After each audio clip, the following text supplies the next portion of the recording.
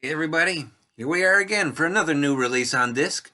This time the 1954 movie The Glenn Miller Story, starring James Stewart and June Allyson.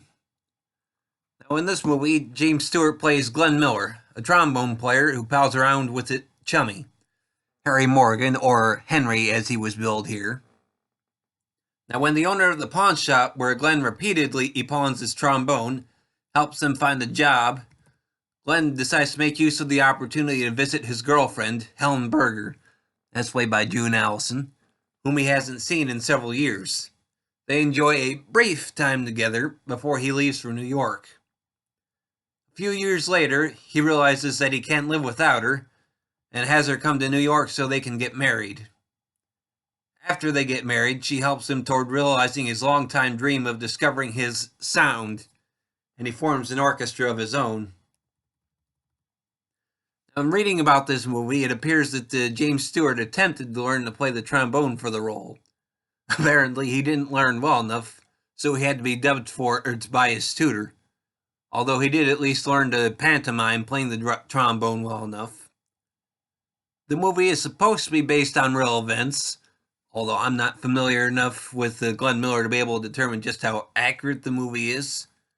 Of course, part of the fun with the movie is that some of the real Glenn Miller's peers who show up in the movie, such as Louis Armstrong or drummer Gene Krupa, Ben Pollack, and others.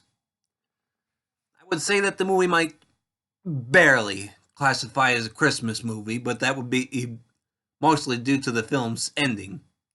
I can't really comment on that much more without giving away the ending, but I do think it is a wonderful moment. Just maybe not quite enough to really fully classify it as Christmas. Now, I had not seen this movie previously before I got it on disc. At best, I could only claim to have heard of it in passing. But as I said, I'm not the most familiar with Glenn Miller himself, as I only really hear about most of these orchestras through movies such as this one, whether they be biographical like this one or the Eddie Duchin story, which I saw last year, or other films that some of the orchestras themselves appear in. Apparently, Glenn Miller himself appeared in at least two movies in the early 40s, although I can't really claim to have seen either of them yet. But whatever the case, this is a movie that I did enjoy discovering and one that I would recommend. The movie is available on Blu-ray from Shout Factory and DVD from Universal, and is about 1 hour and 56 minutes in length. Thanks for listening, everybody, and keep tuning in.